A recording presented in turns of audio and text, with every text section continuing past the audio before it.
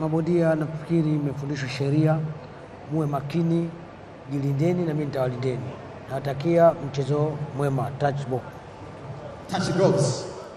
Asante. And second out of the ring. Second out of the ring. Nasib Ramadhan tutakuwa tukizungumza naye hapa na kuleta uchambuzi ya kile ambacho anakiona kwa mabondia wote mawili. Ukitazama kwa upande wa record, ukimwangalia bondia Yusko Bedu ndio kwanza anaendelea kujijenga, akianza pengine professional boxing kwa mwaka huu 2026, lakini kwa upande wa Yamikani Mtambo yeye kaanza kwa muda mrefu mwaka 2023 akiwa anaendelea kupambana na ni kijana umri wa miaka 18 Yusko Bedu, lakini Yamikani akiwa na umri wa miaka 25. Huyo hapo akianza kwa kasi. Ukiwa unapambana mzoefu kama hivi inabidi uwe na umakini. Yeah. Unazungumza vipi Pacman? Kimzungumzia huyu Mtambo,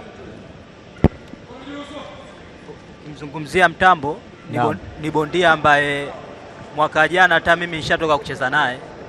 Yamikani Mtambo ulicheza naye? Ni bondia ambaye mzuri, ambaye mwenye footwork na anaweza kutumia vizuri jabu yake.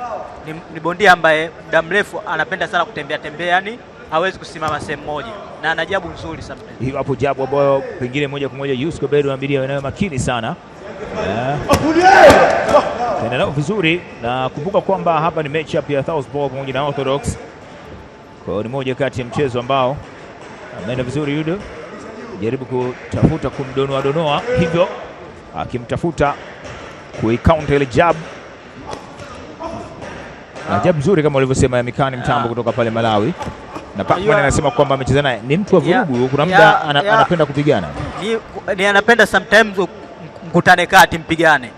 Na ni mrefu na anaweza kutumia jabu yake vizuri, na mtu ambaye ana masafa mbali yani. Sema akakutana na Bedu ambaye nimependa Bedu ambaye ametulia. Anaonyesha jabu, anaonyesha ngumi zote anazopiga zinaonekana. Ni kitu ambacho hata mtu kutaka kujifunza unajifunza kwa jinsi ambavyo anaonyesha ngumi zake zote zinaonekana.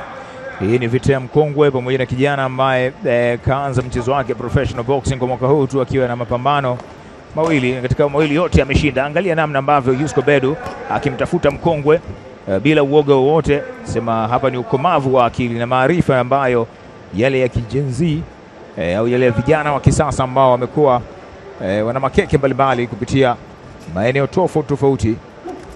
Hapa Yusko Bedu akiendelea kumtafuta Yamikani ambaye kama hivyo, na naona hii stance ya Yusko ya Southpaw ni kama inamsumbua pia Yamikani, kwa sababu anaikaunta jabu ile kabisa.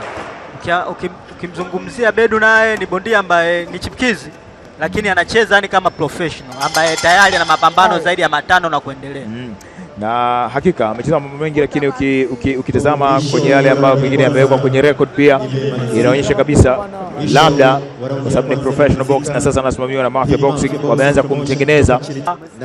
Huyu Mtambo ni bondia ambaye ni mzoefu, ambaye kashakutana na mabondia wakubwa. Mabondia wa Malawi sifa yao mojawapo ni ule ugumu na ununda, lakini je, kwa Yamikani Mtambo kama jina lake linavyojiita Mtambo, atakuwa Mtambo kweli. Wa Malawi siku zote ni wabishi, ni wagumu. Yani mpaka unamchukua Malawi unamweka chini, na maana umefanya kazi kubwa sana. Yani wanataka kupigana wao.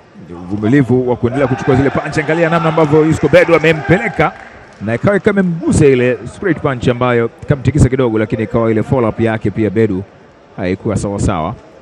Ni kama alifumba macho hivi Yamikani Mtambo akitafakari kidogo kwamba nini ambacho kimetokea. Pambano la kwanza raundi ya pili, pambano lenye raundi 6. Ndio kukumbusha nzuri sana body punch ambao Bedu ameenda nayo akimtafuta Yamikani. Yani kitu ambacho anachomuini Mtambo, kwa sababu Bedu ana counter. Yes, kama hivyo. Kitendo ambacho Mtambo akitaka kukifanya Bedu anakijibu faster. Ndio kitu ambacho kinachompa wakati mgumu huyu Mtambo kutoka Malawi. Na ukiangalia ni kama anakuwa anamsubiri akipeleke ile jab yake, ndio hapo yeye anajibu faster. Anajibu kwa uharaka na anaujibu kwa usahihi. Unaweza kujibu kwa haraka lakini ikawa sio sahihi. Kabisa. kabisa.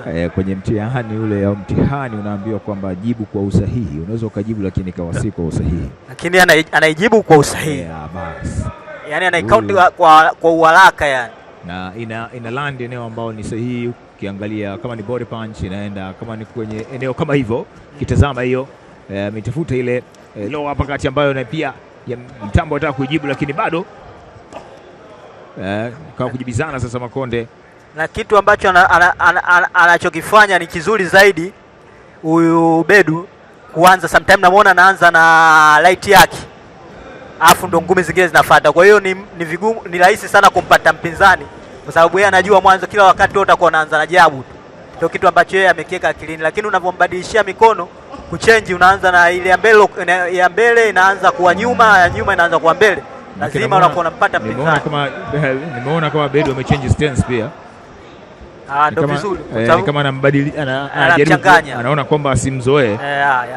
Anaweza kucheza miguu yote, naona sasa hivi orthodox na anaicheza vizuri, lakini pia akiruhusu hiyo punch ambayo imekuwa si nzuri sana na ilikuwa imemkuta ni right hand ambayo aliipeleka Mtambo. Bedu akitoka kwenye eneo hilo kiendelea kumtafuta na jab. Unasema ulicheza na Mtambo, vipi kuhusiana na uwezo wa nguvu tuseme, kiasi kwamba kama Yusko Bedu atakuwa akiruhusu punch za Mtambo zikimfikia hapa Dar es Salaam Tanzania, raundi ya 3 na Malawi. Huyo mwenye bukta nyekundu ni Mtanzania anaitwa Yusko Bedu.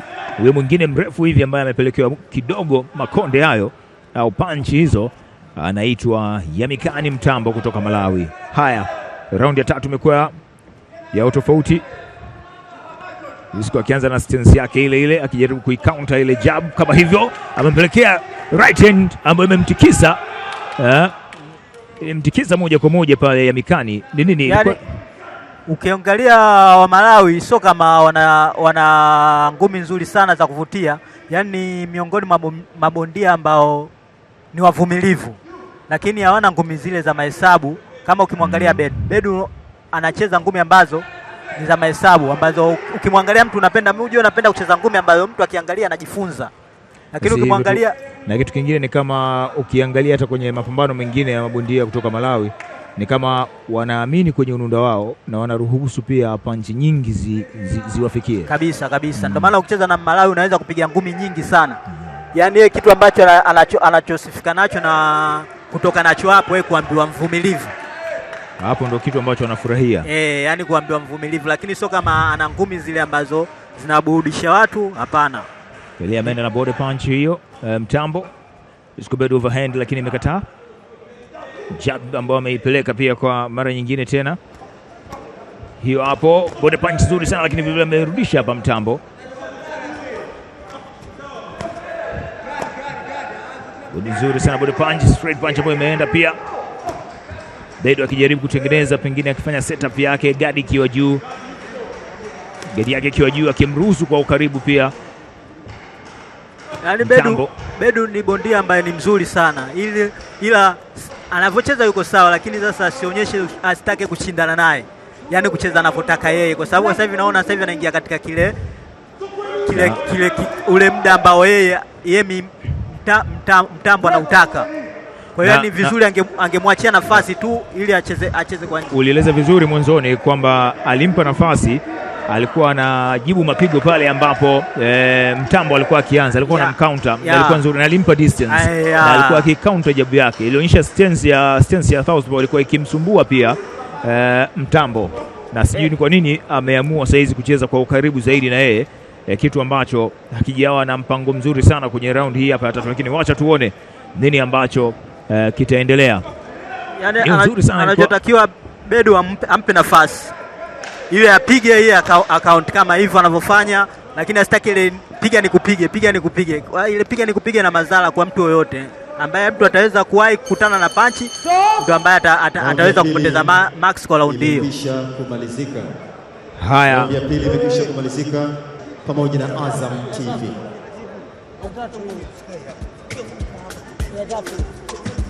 Haya, kiwa tunaendelea kufuatilia kile ambacho kinatokea kutoka hapa. Angalia mambo yanavyoenda, ikiwa ni raundi ya 3, mambo yalivyokuwa kwa mabondia wote wawili. Huyu hapo ni Yusko Bedu kutoka Mafia Boxing Promotion, umri wa miaka 18.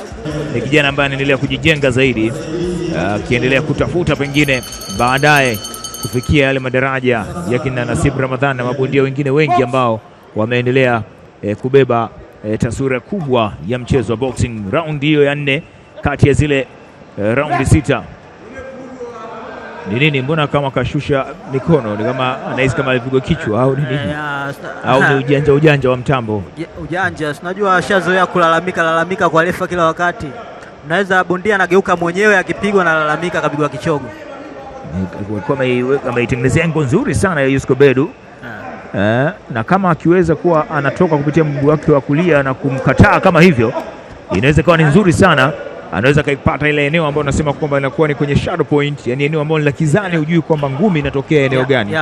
Mambo yako hayo.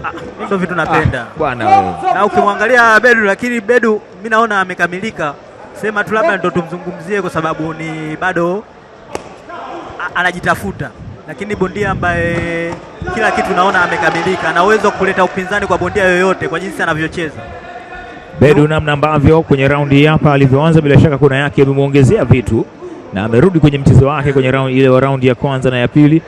Ukiangalia hata sasa mtambo ni kama anajaribu kumdanganya kwa footwork yake, akienda kushoto na kulia, na akiwa anarudi nyuma anaiamini sana jebi yake mtambo kama hivyo, akiconnect na right hand yake na akimpeleka karibu, inakuwa bado watakienda kusomana. Ndio muona pia Bedu hizo 1-2 akiingia anajaribu sana kuzipeleka, angalau kutafuta. Angalia namna ambavyo anamkimbia kwa kukwepa ule, anakwepa na anaama engo alafu anapiga. Naam. Body punch nzuri, yani ni yuko vizuri. Kimwangalia Bedu yuko vizuri, anacheza jinsi ambavyo kama Yusko Bedu hiyo tena, kama anavyosema Pacman, yeye anaujua zaidi mchezo huu kuliko si ambao tumekuwa tukiuzungumza. Yeye anaucheza kabisa. Angalia namna ambavyo unaona kabisa Yusko Bedu power na namna ambavyo anakuwa na land zile punch zake, ni kama unasema ile nguvu kuanzia chini ya unyayo kwenda juu, na mwili una support kukandamiza. Na huyu sasa Yamikani anamwambia wewe piga hizi mbavu kama unaziweza, ni kama anamwekea mtego. Waga anajifanya wasikiage ngumi. Anambia una lolote wewe, ni kama mind game wanasema. Unapiga punch lakini kwake anaona kama upigi ngumi hivi. Kwambia huna lolote, akutoe mchezoni tu. Angalia namna ambavyo Yusko Bedu kaenda nayo na kama ametoka kwa mchezo ambao anamchezea hapa, mchezo mzuri sana. Unaona kabisa kwamba ali train kufanya hiki ambacho kinatokea hapa. Inabidi tu yeye mwenyewe aendelee kuwa mwangalifu zaidi na kuendelea kujilinda. Yusko Bedu, raundi ya 4 ikiwa imekamilika kati ya zile 6. Moja kati ya pambano la mwanzo ambao inafungua pengine ukurasa wa mapambano mengine mengi usiku wa leo. Kumbuka kwamba leo ni moja kati ya usiku mkubwa kwenye mikanda ambayo itawaniwa hapa. Ni jambo la kusubiri na kuona. Mapambano ni mengi sana, tunaelekea kwenye raundi ya 5 kwenye pambano la kwanza usiku wa leo. Na leo tukianza mapema tu pambano ambao limekuwa la namna yake wa bondia hawa. Haya, tuende Yusko Bedu dhidi ya Yamikani Mtambo. Yamikani Mtambo kutoka pale Malawi, ndio huyu ambaye amevaa bukta yake inampasua pasua hivi, lakini ni ya juu, fashion hiyo au fashion. Ukimwangalia Mtambo ana ufundi. Angalia karuhusu punch, body punch pia kaipeleka, lakini akataka ku react au ku counter, lakini bado kama hivyo ameamua kuwa mtu wa pili sasa hizi, akipelekewa na yeye anajaribu kurejesha makombora ambayo amekuwa akiyatunza, lakini anaruhusu body punch ambazo zinaonyesha pengine kwenye pumzi yake. Yusko Bedu anafanya kitu kizuri sana kabisa. Najua una enjoy Pacman ukiona mtu anatandika tumbo. Kwa sababu hiyo ndio vitu ambavyo mimi napenda. Kwa hiyo nikimwona mtu anafanya kama vile mimi ninavyofanya, huwa anajisikia raha sana. Ndio nimekaa hapa yenyewe hapa, sio kama mimi mwenyewe hapa ninapenda daftari kwa ajili ya kuchukua vitu kwa huyu Bedu. Nimeona ana vitu. Na mtu akitandikwa kama unaona kama anaita ujanja, kama anajaribu kukimbia, nafikiri zile body punches zitakuwa ni kama zimemuingia. na Bedu kama ameona anaendelea na mchezo ule ule. Mwanzoni alikuwa hawezi kumshikilia hivi. Ni dalili ya namna gani? Hapo wenyewe wanasema tanki lishatoboka. Tanki lishatoboka na mtu bado anakuja anapiga humo, kwa hiyo sasa inakuwa ni shida. Wow. Lakini kwa kuwa tunawajua wa Malawi ni mabondia ambao ni wavumilivu. Kwa hiyo hapa unakuta pambano yeye kachoka, lakini atakubali kupigwa ili mradi yeye amalize tu. Wacha tuone.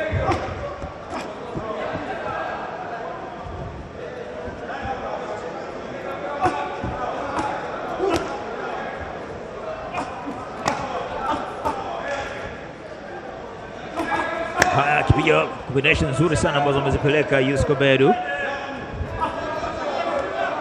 kiendelea kumtafuta na vile vile kati nzuri sana ambao ameipeleka. Wamalawi ni wagumu sana kiukweli. Bwana ameruhusu punch nyingi ukiangalia na maeneo ya hatari. Na hapa Bedu anatakiwa awe na umakini katika kupiga, kwa sababu ukimwangalia Yemiga Mtambo anatumia counter nzuri sana Bedu, ambapo anaendelea kumtafuta, lakini vile anajaribu kucounter, lakini naona kama alivyosema ameruhusu mbavu zake kutikiswa sana. Mbavu zimetikiswa sana.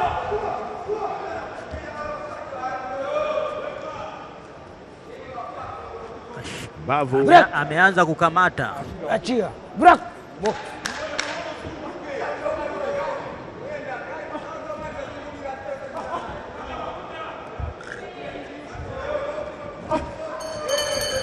Round ya 5 imekamilika. Nini ambacho unaweza kusema Pacman? Bedu bado yuko vizuri na raundi kuanzia raundi ya kwanza inaanza mpaka kufika hapa, naona Bedu bado utulivu wake huko vile vile. Bedu ukiangalia kona ya Mikani Mtambo zote zinaeleza. Asante sana. Raundi ya 6 ya mwisho na Albakari naona akimsaidia kumwambia haya tuende kazi.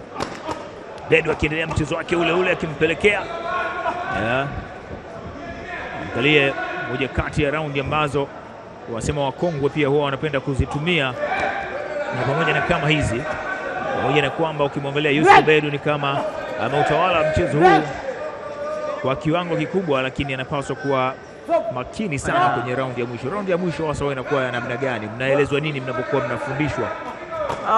Raundi ya mwisho ni raundi ambayo ni ya mwisho tayari. Kwa hiyo sasa kama ushachukua pointi zako, kuna baadhi ya raundi nyingi unaongoza wewe, haina ulazima kulazimisha sana, kwa sababu matokeo ya ngumi bwana, ngumi ina matokeo ya ajabu sana. Mbona kamkumbatia sana? Kashachoka. Kamng'ang'ania. Body punch zimemchanganya, yani kama anasema kwamba anataka kudhihirisha kwamba hii ni knockout ya mama. Naona meno yameng'atwa kweli kweli. Kapigwa mbavu. Anaona meno alivyokakamaa. Angalia mtu mzima akitandikwa na kijana wa umri wa miaka 18. Akionyesha kaja akapiga goti kwanza. Zile punch za kutosha za kwenye mbavu hakika zimemsababisha aseme ni raundi ya mwisho, lakini siwezi kuvumilia hata kidogo. Huyo ni mwanamume mjue, mwenye umri wa miaka 25. Huyo ni kijana wa umri wa miaka 18. Yusko Bedu alienda kufanya kazi ambayo ameelekezwa na Bongo Bega kwamba kazi nzuri ambayo ameifanya. Huyu hapo kocha Kana Kabongo pia anasema power. Mmeona kile ambacho kimetokea? Mtu kapiga goti na anapatiwa kidogo pengine hali ya mapafu yakae sawa, mfumo wa kupumua urudi vizuri. Tazama hiyo, mbavu zimepanda juu. Angalia Yusko Bedu, mchezo wake ulikuwa ni kupiga body punch pamoja na ile gari yake alivyoweka hapo, ndo akashusha mikono yake yeye mwenyewe hapo, aling'ata meno yake. Na hapa ananiambia Nasib kwamba mbavu zilipanda juu, yani zilipandiana. Huo mchezo hatari nyenye mchezo. Wewe usikie kuna vitu ambavyo ukipigwa hata kama wewe mwenyewe unahitaji kuendelea, lakini vitakufanya ushindwe kuendelea yani. Kwenye raundi ya mwisho kabisa imepatikana TKO. Kwa mantiki hii basi, mshindi wetu kwenye buti hii ni kutokea red corner, Yusko Bedu. Yusko Bedu, kazi nzuri sana kwa ushindi wa TKO anaofungua. Hakika hii ni knockout ya mama na yeye mwenyewe